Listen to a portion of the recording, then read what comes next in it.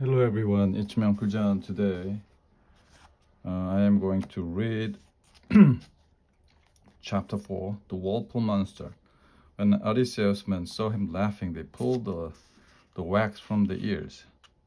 "Untie the ropes," Odysseus ordered them. "Set me free." As his men untied Odysseus, he thanked them. "I'm grateful to you all.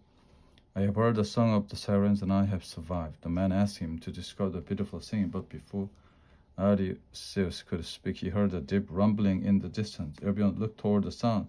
The sea had grown eerily dark. Huge ripples began to rock the ship from side to side. The rumbling grew louder and louder until it was a deafening roar. Waves billowed and broke with great force against the ship's hull. Only Odysseus understood what was happening. His ship and all aboard it were being pulled into the whirl of the Charybdis. "Row, row for your lives," Odysseus said, but Odysseus' men shouted in fear and threw down the oar. The ship began to spin in the sea. Odysseus knew that to escape the whirlpool, he must steer the ship swiftly and steadily toward the cave of the monstrous Scylla. But he could not bear to tell his men the horror that awaited them there. Instead, Odysseus went around the deck, urging each man not to surrender to fear. "We have had the great trials," he told them, "but we escaped the monstrous Cyclops, survived the enchantment of Circes. We journeyed to the land of the dead, and returned unharmed. Pick up your oars now. Row swiftly. Whatever is to come, we must face it with courage." Odysseus' heart was heavy as he spoke to his men. He alone knew that at least 6 of them would soon die hideously in the jaws of the monster Scylla. Ignorant of their fate and heartened by their leader's words, the Greeks picked up their oars again and began rowing through the wildly rushing waters. As the helmsman struggled to hold the ship steady, the whirlpool's roar grew unbearably loud. Ferocious waves crashed over the ship. Soon Odysseus saw a towering cliff looming ahead. The cliff seemed to reach to heaven itself, its peak lost in a cloud. No man could climb to its top, for the cliff's steep sides were as smooth as marble. Near the cliff's summit was a dark cave, the home of Scylla, the 6-headed monster. Odysseus thought with dread. Again, Odysseus chose not to tell his men about the monster waiting in her lair.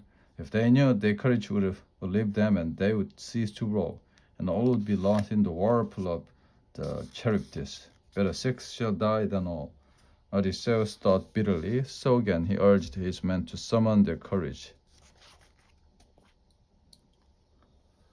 "Do as I say, trust in Zeus, row with all your might, steer close to the tall cliff that disappears into the clouds." Odysseus tried to speak calmly, but he was enraged that 6 of his comrades were about to die. His fury grew until it led him to make a rash decision.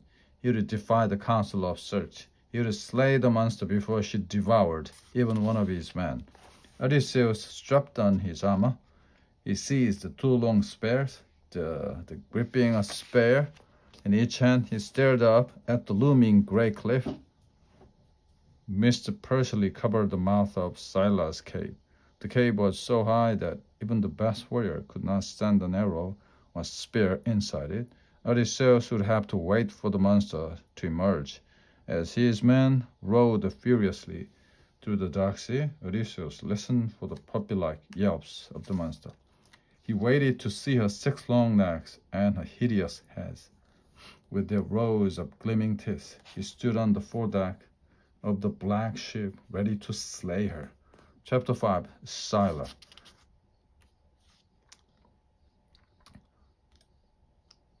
As the Greeks drew closer and closer to Scylla's lair, Odysseus glared fiercely at her mist-shrouded cave. But suddenly Odysseus forgot all about Scylla, for his attention was seized by the roaring sea. Just off the bow of the sea, the whirlpool monster, a Charybdis, was sucking up tons of black water and vomiting it out. Spray from the monster's mouth rained down on the deck. The sea around the ship bubbled and churned like a water rolling in a giant cauldron. Odysseus could see into the center of the whirlpool, a deep cavity filled with black ooze and mud. If his ship veered even slightly toward the swirling water, it would surely be sucked down into the darkness. Odysseus dropped his spear. "Hold our course," he shouted to his men. "Row with all your might toward the towering cliff." Odysseus' men cried out in fear. At that moment, Scylla stuck a hideous head out of a cave. In an instant, Monster's 6 long necks were swooped down toward the sea.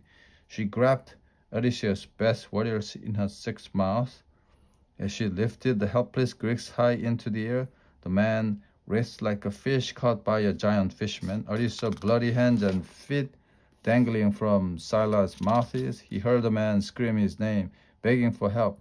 Hideous monster devoured her victims before Odysseus' eyes. It was the most terrible sight of his life. Odysseus knew that search had been right. He had been foolish to think he could slay the monster. The only way to save the rest of his men was to speed away from her as swiftly as possible. "Row, row! If you value your lives, row with all your strength." The men rowed frantically past the tall cliff. With Odysseus urging them on, they sped through the channel until they were finally saved from both sea monsters, Scylla and Charybdis. Chapter 6. Island of the Sun God. Odysseus stood at the helm of his ship. He stared into the churning sea behind him, horrified by the cruel slaughter of his men. The screams still rang in his ears. The sight of the bloody, struggling limbs was imprinted on his memory forever, but Odysseus knew that the rest of his men needed him now. Their fear and trembling forced him to rally himself and take command. "Row on," he said, lifting his head in the wind. "Do not look back. Do not think about what you have seen, or we will never find our way home." Too stunned even to speak, the Greeks picked up their oars. Like obedient children, they rowed on. The black ship sped across the wide, dark sea. Soon the Greeks saw a sun-drenched island in the distance. They heard the lowing of cattle and bleating of sheep. Odysseus' men rejoiced at the sounds. After the terrible ordeal, they yearned for rest and shelter and food. "Soon we will feast on beef and mutton," they exclaimed. Odysseus did not rejoice. He knew that he and his men were approaching the island of the sun god. He remembered the stern warnings of the prophet Tiresias and the counsel of search. "Heed what I tell you," he said to his crew. "I know you crave food and rest, but the island ahead belongs to Helios, the sun god. We cannot seek provisions there. I've been warned by the prophet Tiresias and by search. They told me that the sun god adores his cattle and sheep, and that if one of you even dares touch them, you would all die." Upon hearing these words, the man nearly collapsed with weariness and anguish. "Then let us die here," said one, "for we will surely die at sea if we do not eat and rest soon." "Listen to me," Odysseus said. "If we stop now, all our trials, all our triumphs, and all our losses will have been for naught. We must move past this island. We must keep rowing." The man protested again. When Odysseus wouldn't hear their pleas, Eurylochus, the second in command on the ship, shouted at him in anger. "Odysseus, you are too strong," he said. "You're made of iron. The rest of us are not. We are only human. These men need rest from the labor and time to mourn their losses. They cannot row through the night. Let us heed the darkness. Let us stop on the island to rest. We will cook our own food and sleep on the sand. We will set sail again at dawn without even laying eyes upon the precious cattle and sheep of the sun god." The men cheered the plan put forth by Eurylochus, but Odysseus' heart was filled with dread. Even though the plan seemed sound, Odysseus felt as if some angry god were plotting against him. Still, he knew there was no way now he could convince his men to row on. "You force me to surrender to your will. I cannot fight you all, but if we do as Eurylochus asks, you must swear an oath. You must promise not to touch a single head of the sun god's cattle or sheep. You must be satisfied only with the food that search has given us." The men swore to do as Odysseus commanded. Soon they dropped anchor in a sheltered bay of Helios Island. Near the shore, the Greeks found a spring of fresh water. They set a camp and made a meal from Circe's gift of meat and bread and wine. Once the men had satisfied the hunger and thirst, painful memories just swept over them. They wept for the 6 comrades eaten alive by the monster. Scylla, her victims had been the strongest and best of Odysseus' warriors. The Greeks wept also for the others on their voyage, who had been slain by monsters and giants. They mourned their losses deep into the night, until sleep mercifully overcame them. Chapter 7. The Tempest. In the darkest period of the night, just before the dawn, Zeus sent a terrible storm to the island of sun god. The fierce wind shook the trees. Cold rain poured down from the heavens. The Greeks scrambled into a huge cave near the shore.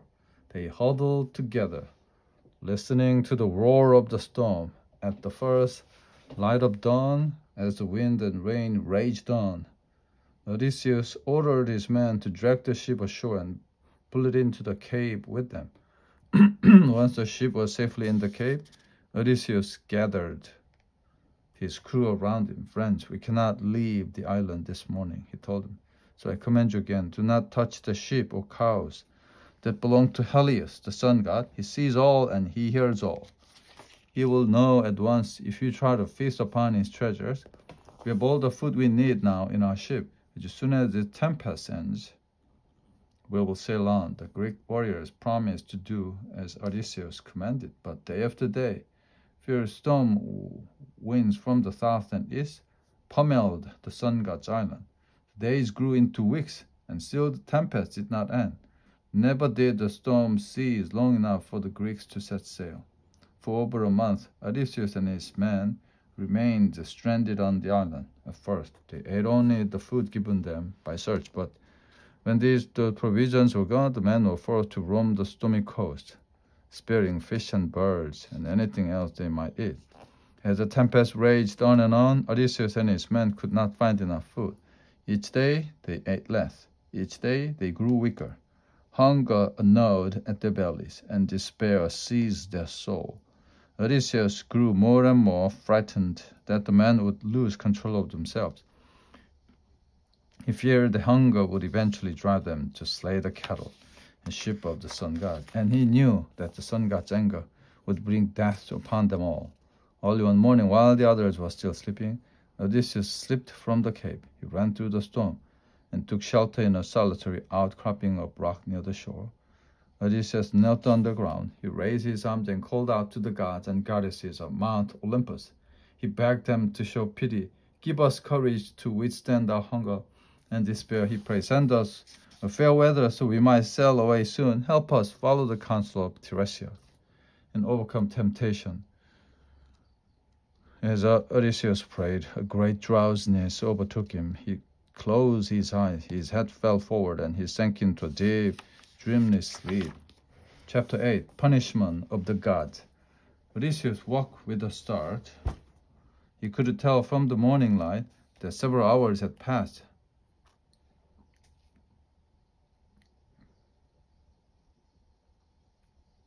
Since he had fallen asleep with a feeling of dread, he leapt from the ground and started running back to his men. As Odysseus neared the cave, his heart sank.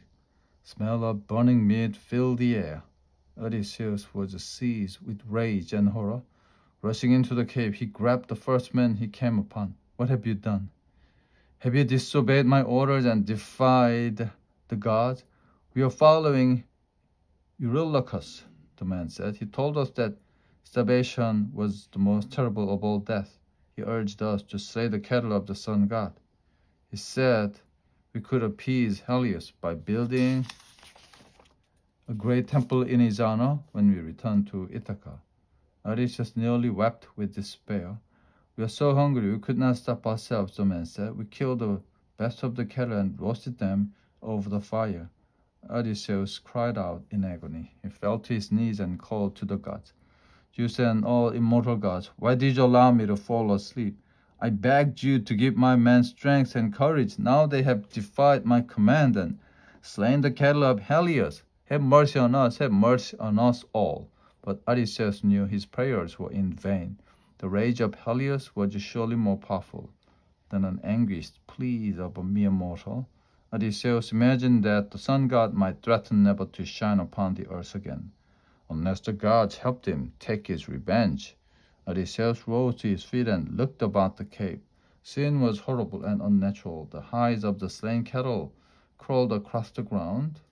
On the spit, the roasting meat bellowed like a living beast. Odysseus' men cowered before him. As he glared at their terrified faces, the rage drained from his heart. It was too late for rage now. The cattle of Helios were dead, and the man who had slain them would soon die also. Nothing less, Odysseus knew, would appease the sun god's anger.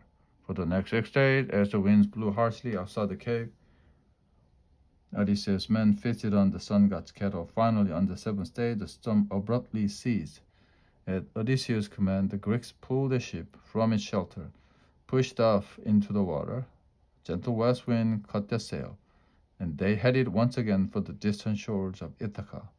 For the time it seemed possible that the sun god's rage had been forgotten, but once the black ship had sailed onto the open sea, Odysseus' worst fears were realized. Helios had indeed turned all the other gods against the Greeks. And together the gods took their revenge. First, mighty Zeus sent the black storm cloud across the sky, darkening the waters and turning the day into night. Then Poseidon, god of the sea, sent tumultuous waves crashing over the sides of the ship. Then Aeolus, the wind god, sent the howling wind that blew with such fury that it cracked the ship's mast. The mast and rigging fell on top of the helmsman, crushing his skull. Zeus shook the sky with thunder and hurled down a blazing bolt of lightning. Lightning struck the ship's hull, spinning it around and around on the water. All up, Odysseus' men were thrown from the deck into the dark, angry sea. Watching helplessly from the ship, Odysseus saw his men tossed on the waves like seabirds. He watched as one by one they sank beneath the water and drowned. Finally, all of Odysseus' men had disappeared under the waves, and Odysseus was completely and terribly alone.